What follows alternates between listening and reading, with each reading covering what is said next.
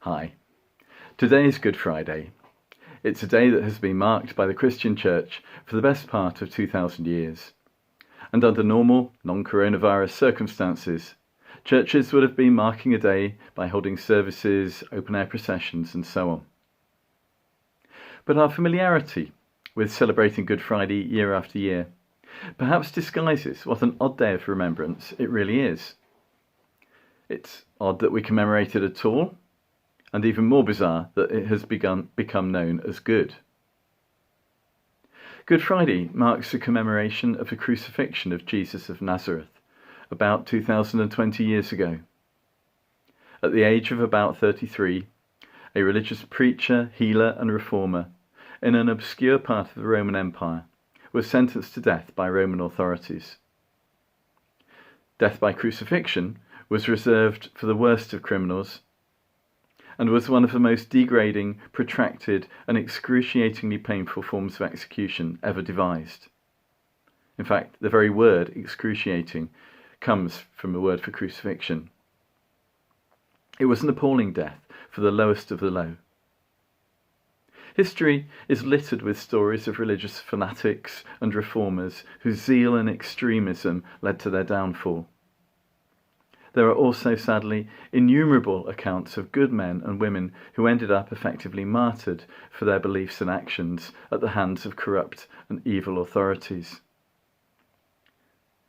But we don't commemorate any of them.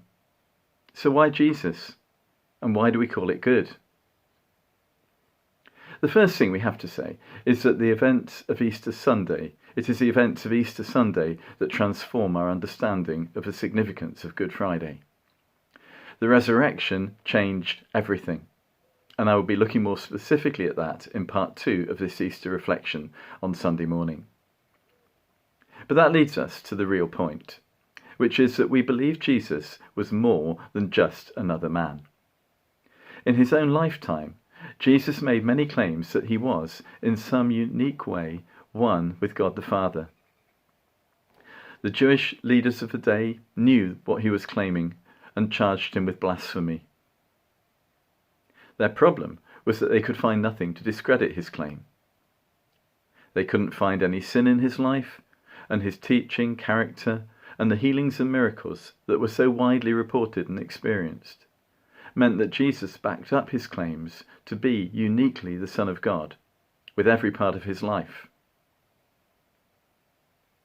So when we come to think of Good Friday, we're looking at the claim that God entered into history in human form, lived amongst ordinary men, women and children, experiencing every aspect of the human condition, and demonstrating the power, wisdom and truth to transform and save it. Ultimately, the Son of God even identified and shared the human experience to the point of suffering death. And not just natural death, but death at the hands of cruel, unjust authorities, and by a method that probably involved the most extreme and appalling amount of suffering imaginable for a human being to go through. Physically, mentally, and emotionally, quite apart from the tragic sorrow it caused to his friends, followers, and family.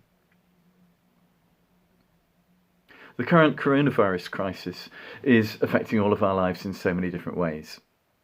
Minimally, we all have our normal routines interrupted by lockdown. For me, I can work from home. I have the company of Hazel, my wife.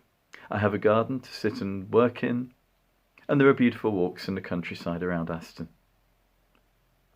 It's true that I'm missing my family, missing seeing them face to face, and we've had to cancel a number of outings, visits and holidays. But really, it's not too bad for me. But for others, I know this time is hitting very much harder. Loneliness, boredom, fear for your own or your loved one's health, anxiety about your work and income, and in all too many cases, COVID-19 has hit very close to home, with family or close friends actually suffering with the disease, and in some cases having died. Where is God in all this? The clearest answer to this is Good Friday. Uniquely among religions, Christianity claims that God took on human form, came to identify with men and women, experiencing the joys of human life, but also the sadness, stresses, worries, illnesses and sorrows of death and bereavement. Ultimately, Jesus experienced all that himself on the cross. We have a God who suffers with us, who understands, who walks alongside us, and just as Jesus transformed people's lives when he walked on the earth, he can enter into our own situation right now and bring comfort, hope and transformation. God's help is only a prayer away, and he understands all our needs because he walked this earth with us. Jesus once said to his disciples, "Greater love has no man than this, that he lay down his life for his friends." Jesus went on to show that greatest possible love by laying down his own life, not just for his friends, but for all humanity. But had the story ended on Good Friday, all we would have been left with would have been a great moral example of self-sacrificial love, tragically snuffed out by unjust and self-protective religious and political rulers. What happened at the breaking of the dawn on Easter Sunday morning threw everything into a completely new light. And I'll be posting part 2 and talking a bit more about that on Easter morning. Thank you.